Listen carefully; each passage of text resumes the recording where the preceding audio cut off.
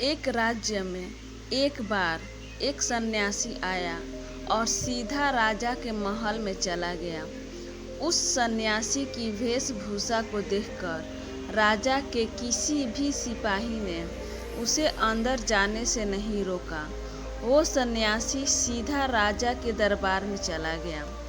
सन्यासी को अपने सामने खड़ा देख राजा ने उनसे पूछा, आप कौन हैं और क्या चाहते हैं? सन्यासी बोला, मैं एक आध्यात्मिक गुरु हूँ और प्रवचन देने के लिए दूसरे राज्य जा रहा था, लेकिन अब दिन ढलने को आया है, तो मैं आज रात आपके महल में ही रुकूंगा। रात बिताने के लिए बस मैं थोड़ी जगह चाहता हूँ।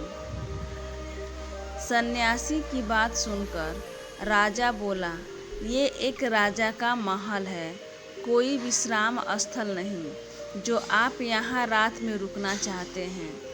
आप बाहर जाइए, वहाँ रहने की आपको कोई न कोई जगह मिल जाएगी। सन्यासी ने राजा से फिर प्रश्न किया, महाराज, क्या मैं जान सकता हूँ कि आपसे पहले ये महल किसका था? राजा बोला, मेरे पिता का था, क्योंकि मुझसे पहले वही राजा था। सन्यासी ने फिर प्रश्न किया, अच्छा, तो अब आपके पिताजी कहाँ हैं? राजा बोला, अब वो इस दुनिया में नहीं रहे, उन्हीं के बाद तो मैं राजा बना। अच्छा, आपके पिता से पहले ये महल किसका था? सन्यासी ने फिर से प्रश्न पूछा।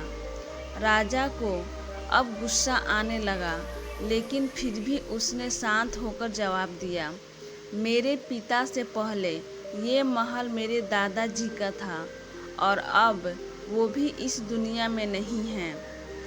अब सन्यासी बोला, ये जगह जो ना कल तुम्हारी थी और ना ही तुम्हारे जाने के बाद ये किसी और का ही होगी। इस संसार में लोग कुछ ही समय रह पाते हैं और फिर चले जाते हैं। जहाँ हम अपना समय बिताते हैं वहीं हमारा विश्राम स्थल है। ना तुम इसे अपने साथ लेकर जा पाओगे, ना ही कोई और। बताओ, ये महल एक विश्राम स्थल नहीं है तो और क्या है? राजा उनकी बात समझ गया और हर हाथ जोड़कर माफ़ी मांगने लगा। उसने सन्यासी को रुकने को जगह दी। दोस्तों, ये बात तो हम सभी जानते हैं कि इस संसार में हम कुछ भी लेकर नहीं जा सकते। खाली हाथ आए थे और खाली हाथ ही जाना है। जब तक इस संसार में आप हैं तो मैं या मेरा इस चक्कर में ना पड़े। जिंदगी में धन, लोभ, लालच के पीछे ना भागे। भागना है तो खुशियों के पीछे भागे। जिंदगी का मज़ा बहुत पैसों में या फिर बड़ी गाड़ी में नहीं है। जिंदगी का मज़ा है खुश रहने में। खुश रहो, क्योंकि दूसरों के पास चाहे बहुत पैसा है, लेकिन इस दुनिया से वो जाएगा खाली हाथ ही, और उसके धन का भोग कोई और करेगा।